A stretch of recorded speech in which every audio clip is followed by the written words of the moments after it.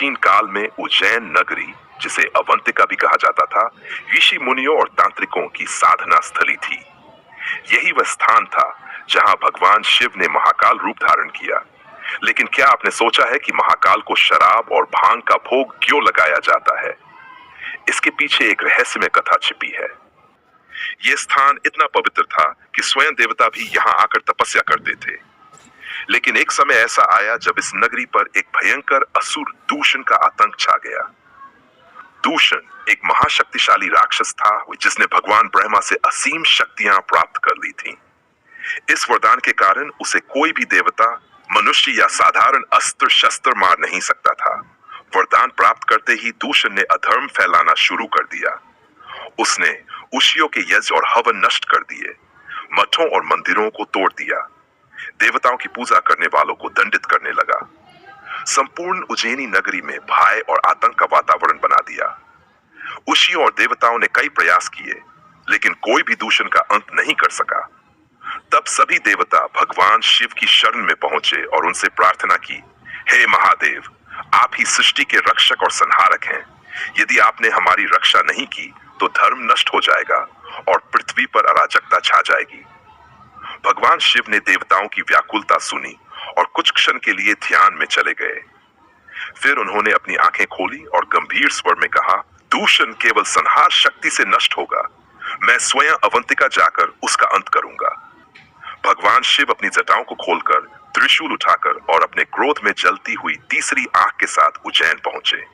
दूषण अपनी विशाल सेना के साथ मंदिरों को तोड़ रहा था और भक्तों का अपमान कर रहा था।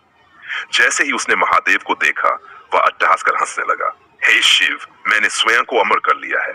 कोई देवता या मानव मुझे पराजित नहीं कर सकता। तुम मुझे कैसे मारोगे? महादेव ने गंभीर स्वर में उत्तर दिया, मैं केवल देवता नहीं, मैं काल का भी काल हूं। जब काल भी समाप्त हो जाता है, तब मैं प्रकट होता हूं, इसलिए मैं महाकाल हूं। इतना कहकर महादेव ने अपना त्रिशूल उठाया और दूषण की सेना का संहार करना शुरू किया। लेकिन दूषण पर कोई अस्त्र शस्त्र प्रभाव नहीं डाल रहा था। वह लगातार शक्तिशाली होता जा रहा था। दूषण की अजेयता को देखकर महादेव ने अपने भीतर के परम संहारक को जागृत किया। उनका शरीर प्रचंड रूप से तपने लगा। उनके नेत्र अग्नि के समान जलने लगे। जैसे ही उन्होंने आकाश की ओर देखा, पूरा ब्रह्मांड कांप उठा। पृथ्वी हिलने लगी, नदियों का प्रवाह रुक गया और चारों ओर अंधकार छा गया। फिर भगवान शिव ने अपनी तीसरी आंख खोल दी। जैसे ही तीसरी आंख की प्रचंड ज्वाला निकली, दूषण की गर्जना रुक गई। उसकी शक्तियां क्षीण होने लगी। वह छटपटाने लगा, लेकिन कोई उसे बचाने वाला नहीं था। उसकी सेना राख में बदल गई। उसकी सारी माया नष्ट हो गई। अंततः महादेव की ज्वाला ने उसे पूरी तरह भस्म कर दिया। दूषण के अंत के बाद भी शिव का क्रोध शांत नहीं हुआ। उनकी तीसरी आंख की ज्वाला अभी भी जल रही थी। देवताओं ने देखा कि यदि यह अग्नि बुझाई नहीं गई तो पूरी पृथ्वी भस्म हो सकती है। तब ब्रह्मा और विष्णु ने मिलकर महादेव को शांत करने का उपाय खोजा। उन्होंने साधुओं और तांत्रिकों को आदेश दिया कि वे शिव को भांग और मदिरा अर्पित करें ताकि उनका ताप कम हो सके।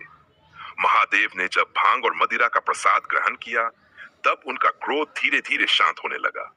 उन्होंने कहा, जो भी श्रद्धा से मुझे भांग और मदिरा अर्पित करेगा, मैं उसे अपनी कृपा प्रदान करूंगा। इस घटना के बाद से उज्जैन में महाकालेश्वर की पूजा में भांग और मदिरा चढ़ाने की परंपरा शुरू हुई, जो आज भी जारी है। उज्जैन में महाकाल का मंदिर केवल एक धार्मिक स्थल नहीं, बल्कि शिव के महाकाल रूप की सजीव गाथा है। जब अधर्म बढ़ जाता है, तब शिव महाकाल बनकर प्रकट होते हैं। जब संसार में संतुलन बिगड़ता है, तब शिव अपनी तीसरी आंख खोलते हैं। और जब शिव क्रोधित होते हैं, तो केवल भक्ति और प्रेम ही उन्हें शांत कर सकता है।